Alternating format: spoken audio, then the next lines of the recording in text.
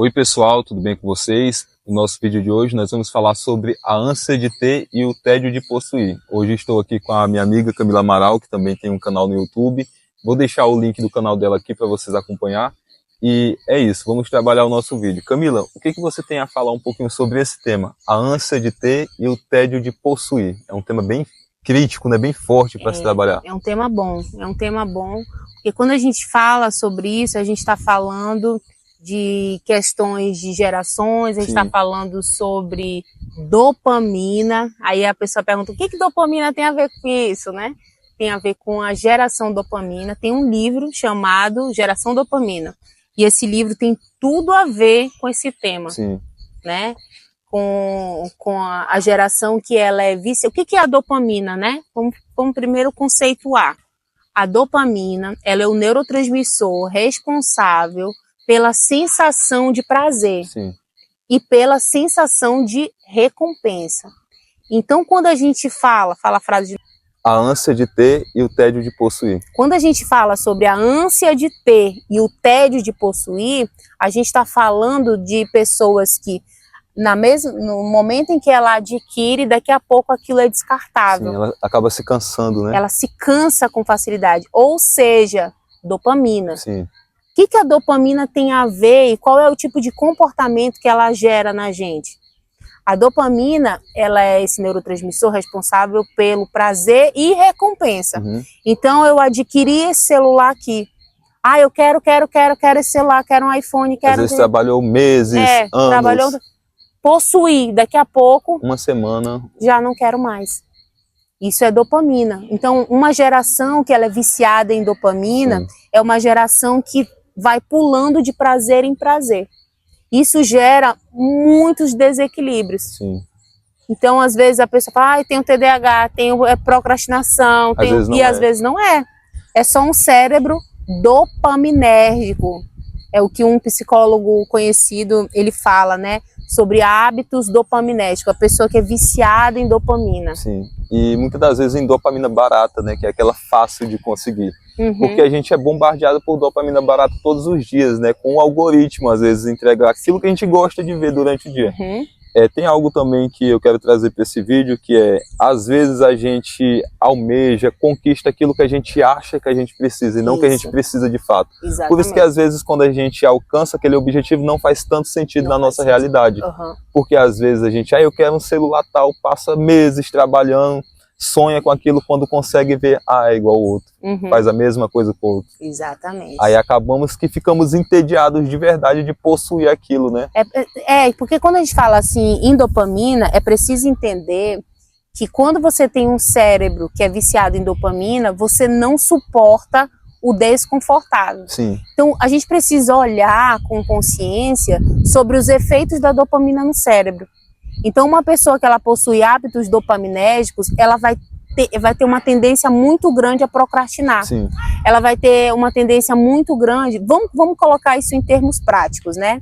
Em termos reais, para que você entenda. Uma pessoa que ela é viciada em dopamina, ela não vai ter relacionamentos longos. Por quê? Porque na primeira dificuldade, ela pula fora. Porque é viciada em dopamina. Então, você tá lá no Tinder da vida, né? Conheceu uma pessoa. Aí, no vacilo da pessoa, na primeira coisa que a pessoa te desagradar, o que a pessoa vai fazer? Exclui, aí ela vai lá pro Tinder de novo. Ou seja, isso não é um relacionamento, porque o relacionamento é como eu falo, tem um livro chamado Mulheres que Correm com os Lobos. Muito interessante, né? Mulheres que Correm com os Lobos, e tem especificamente um capítulo falando sobre a mulher esqueleto, o ciclo da vida, morte e vida. E esse capítulo vai falar sobre isso que acontece no nosso cérebro, né? Sobre amadurecimento. Você sai do amor infantil e você vai para um amor maduro. E o amor maduro é aquele que suporta os ciclos, né? Da vida, morte e vida, que no livro fala vida, morte e vida. Então, quando a gente fala de geração dopamina, a gente tem que entender quais são os efeitos de um cérebro viciado em dopamina no nosso comportamento. Quando se fala também nesse tema, né, finalzinho do tema, o tédio de possuir, observando alguns conteúdos, muitas pessoas falam somente em objetos, materiais, mas podemos também trazer para o pessoal, né, para relacionamentos. Tem pessoas que é viciada somente no começo do relacionamento, né, como você falou um pouquinho, é só naquele momento de conquista. Depois, quando começa a se relacionar de verdade, porque todo relacionamento tem atritos, né, não existe aquele relacionamento perfeito, a não ser em novela ou em filme, mas na vida real não existe. E a pessoa acaba caindo fora, né, só quer aquele friozinho na barriga, só que é aquele início, mas quando tem que desenvolver, né, tem que ter aquele desenvolvimento, a pessoa não. Então, eu já deixo aqui a dica. O Fernando vai deixar o link dele de compras da Amazon. É esse livro para você, mulher, porque ele é um livro voltado para mulheres, Sim. né? Ele é um livro de psicologia analítica voltada para processos de amadurecimento psíquico para mulheres. Por que mulheres? Só abrindo um parêntese aqui. Porque a maneira como a mulher, a psique feminina amadurece é diferente de como a psique masculina amadurece. Então, esse livro trata sobre questões femininas, tá? E exatamente isso que o Fernando falou. Por quê? Porque aí no livro, nesse capítulo da Mulher Esqueleto, ela vai ter fases, né? Então, a primeira fase é a fase do encantamento, né? E aí a pessoa, vamos supor, a pessoa conheceu a outra, ela tá super animada, a pessoa é linda e maravilhosa, né? É um anjo. É um anjo, tudo tá bem. Quando a pessoa, aí a segunda fase, eu não lembro exatamente, eu vou falando das fases aleatórias que eu tô lembrando, né? Então tem uma fase em que a pessoa começa a enxergar a sombra do outro. E quando ela enxerga a sombra do outro, aí a pessoa, será que eu vou permanecer? Será que eu vou... Ou seja, enxergar os defeitos dos outros.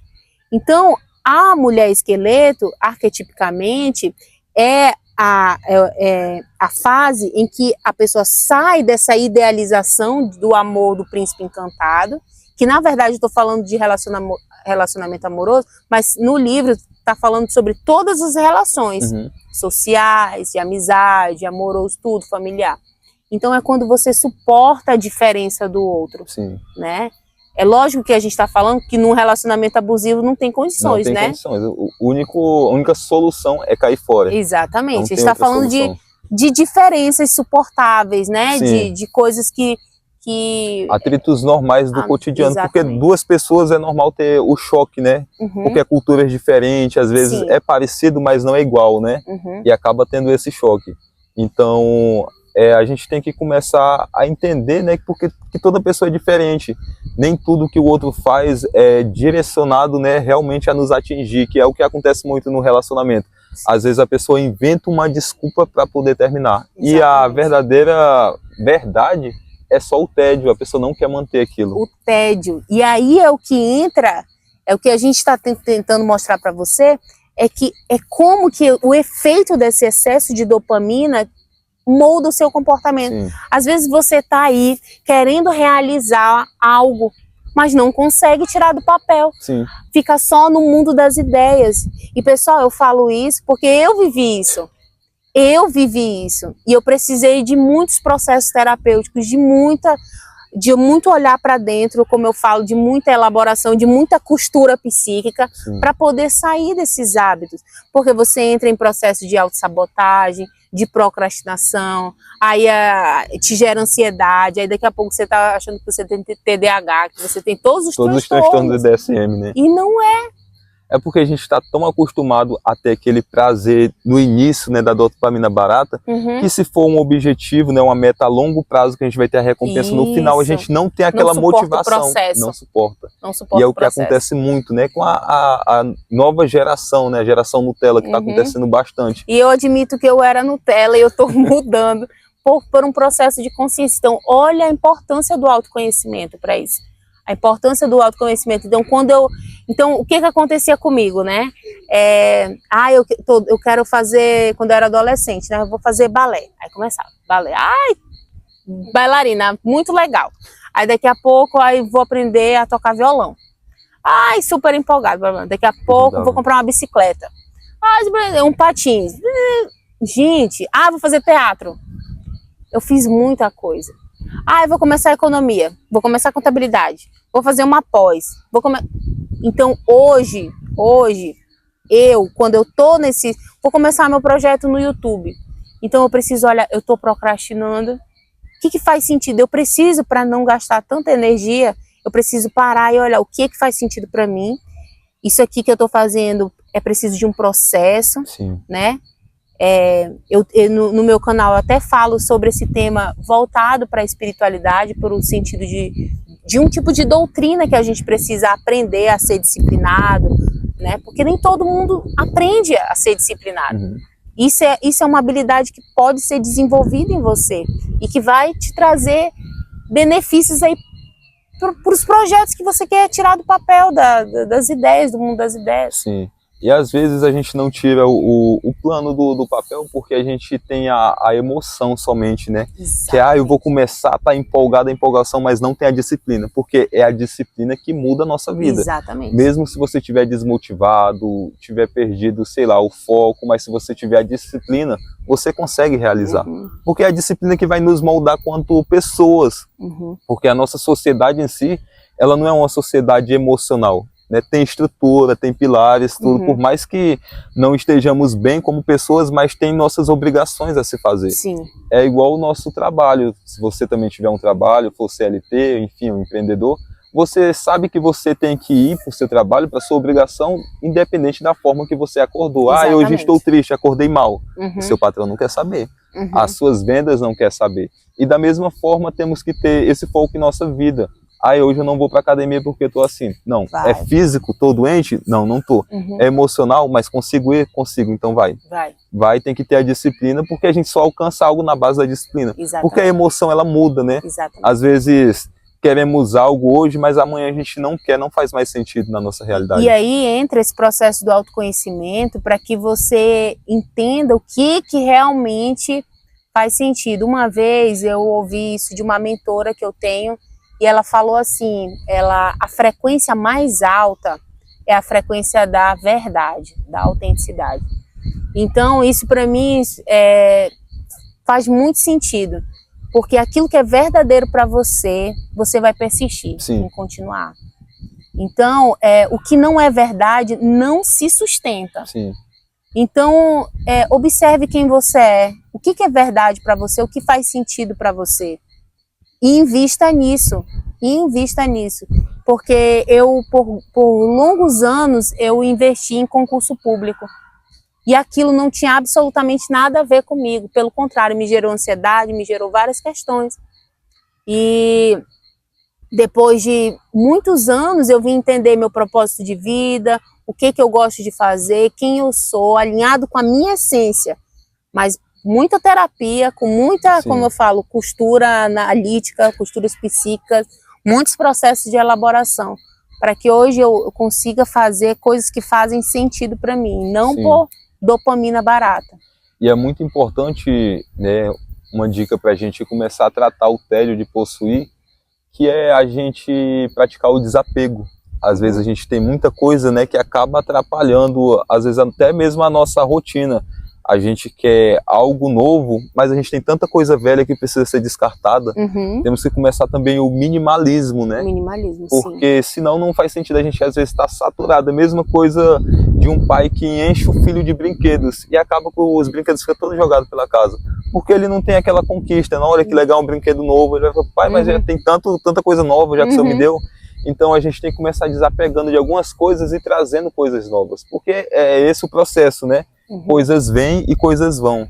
E para entender, é preciso que a gente entenda que todas as emoções, elas são importantes para o equilíbrio emocional.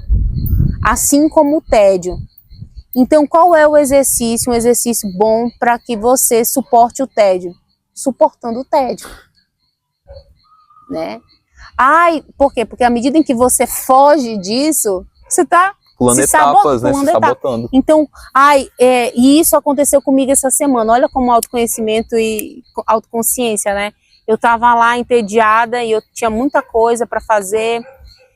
E aí, sabe quando você tá no piloto automático, você não quer lidar com aquela situação, você fica criando outras situações para fugir? Aí eu falei para mim, quer saber? Eu vou ficar aqui e eu vou suportar essa sensação aqui. E acabou. E não é o fim do mundo, né? Às vezes a nossa mente, aí você vai ver menos pior do que você imaginava. Você tem que suportar aquilo que tá vindo, né? Na psicanálise a gente chama de conteúdo latente, tá? Fique lá, suportando o tédio. Sim. Não fuja daquilo que precisa. Então, outra coisa que eu aprendi é que adulto faz o que tem que ser feito. Criança fica, então amadureça. Sim. Você tem que amadurecer. Se você tá nesse blá blá blá de não vai fazer o que tem que ser feito, pronto, acabou. Né? A filosofia também tem muito disso, né? Se a vida tá te dando maçã, depois é maçã que você vai ter. É isso que você tem que experimentar naquele momento para você poder aprender e a evoluir. Exatamente. Porque tudo que vem, né? Eu acredito que nada é por acaso na nossa vida. Tudo que vem tem um significado, ou é para me ensinar, ou é para fazer algo, mas tem um significado. Sim. Então, se essa é a emoção que tá persistindo na sua vida, né? Começa a trabalhar ela, mas como que eu trabalho? Fugindo dela, não, sentindo, passando por esse processo. Exatamente. E um outro exemplo disso, para a gente também não se prolongar tanto o vídeo, ficar tão longo, é a questão do luto, né? O que aconteceu? Eu passei por um luto e eu não queria sentir aquilo. Então, eu estava sempre fazendo outras coisas para não me permitir sentir. E o Freud fala assim, ó, quando a boca se cala, os dedos dos pés se movimentam. Sim. Ou seja, o seu corpo vai falar, isso vai somatizar. O corpo fala, dá sinais. Exatamente, doenças psicossomáticas e por aí vai. Então o que aconteceu comigo foi que por eu fugir das emoções, de não querer sentir, o luto ele precisa ser sentido. Sim. Ele precisa ser vivenciado. Então, o que aconteceu foi que me gerou N transtornos na época. Então, é isso, as emoções que tiverem para você vivenciar, você tem que vivenciar, tá? Sim. E ter autoconsciência e sabedoria de como trazer o equilíbrio para a sua vida. E se sozinho tá difícil, busque ajuda de um psicólogo, psicanalista, algum terapeuta. Independente de como você está, é muito importante você buscar ajuda, porque às vezes sozinho a gente não tem consciência do que está acontecendo, né? Sim. É muito importante uma visão técnica e qualificada de fora para poder nos direcionar. Sim. Porque às vezes a gente só precisa da direção para a gente conseguir caminhar sozinho. Então esse foi o nosso vídeo de hoje, pessoal. Mais uma vez o canal da Camila vai ficar aqui embaixo para vocês acompanhar, se inscrever no canal dela. E se vocês quiserem mais vídeos da gente, deixa aqui embaixo nos comentários alguma sugestão. Convido também vocês a ir no canal dela, deixar sugestões para ela trabalhar, que vai ser muito legal. Valeu!